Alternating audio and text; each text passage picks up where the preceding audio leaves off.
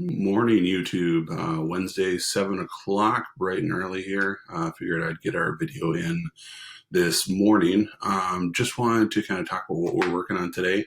Yesterday, we started talking with resource partners and potential customers, doing some customer validation, kind of walk through this mind map or this flow. And I want to talk about what we're going to be doing to put best practices in place and really help us validate properly.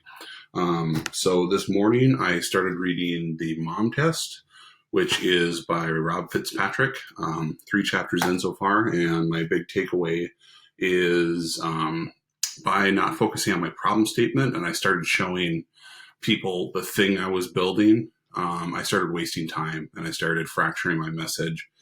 And what I'm realizing, and this is really humbling, because this is something we teach people to do as well, but don't focus on the feature, focus on the benefit. What's the problem, benefit, solution that you're trying to do? So I really need to take a step back and make sure that I'm focusing on that for us as well. So I'm really going to be digging into our positioning, value proposition, benefit statements. So the Mom Test has definitely been a good one so far. 3 chapters in, I want to say 56 pages of probably 120. So it's a really, really quick read. The next one we're going to be looking at is a little bit heftier. It's Will It Fly by Pat Flynn. And this one's got a little more meat on the bones. It's about 330 pages. So this might take a little while to get through, but I like to read pretty quick.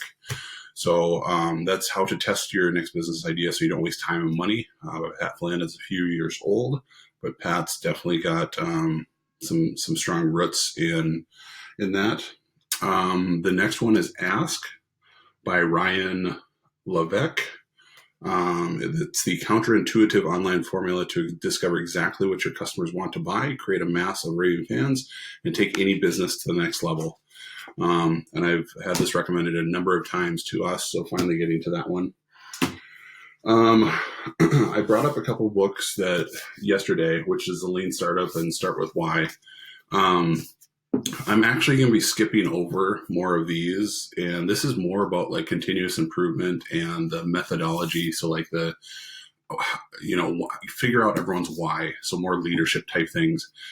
After sleeping on, I don't think these are the right ones to be going after. I think more actionable books at this stage of the game will really help us drive things forward. The next one, which is Thinking in Bets by Annie Duke, the poker player. It's making smarter decisions when you don't have all the facts. So that'll be an interesting one. This is 250 or so, by the time you get to the acknowledgments. 230, so a little bit of weight there as well. Obviously Awesome by April Dunford is how to nail product positioning so customers get it, love it, and buy it. Get it, buy it, and love it. This one's not terribly bad. 179. And finally, Hooked. This is by Nir Eyal with Ryan Hoover. I believe Ryan Hoover is Product Hunt, so that's an interesting one. As in the back of my head, I've been wondering if Product Hunt might be a launch point for us, but we'll try to figure that out. And this is how to build habit-forming products. So I've got some definite reading to do, but we should be able to crank through these, and I think we're going to be better for it. We really need to reinforce how we're doing things. And put ourselves through our own process. If we're telling people we need to be doing user interviews in a certain way, we need to be living it ourselves and not just showing the thing and getting the lukewarm affirmations of yep, that's great. It's not going to serve us. So I need to kind of retool a little bit on how I'm framing what we're doing. I know it's only day number 4, but I'm glad I caught this early on. And it's so easy to get caught up in this. Like I said, we help clients do this all the time, but this is close to me now. So I need to be able to separate myself a little bit and not really care what it is, but care more about the problem I'm trying to solve and the benefit. And finally, from the Basecamp guys, it's the ebook Shape Up. And so this is we use part one, chapter 2 on shaping a lot when we develop our software products. And the whole concept is that wireframes are too concrete. So wireframes is basically like a mock browser with elements on the page. We've already identified what goes onto the page.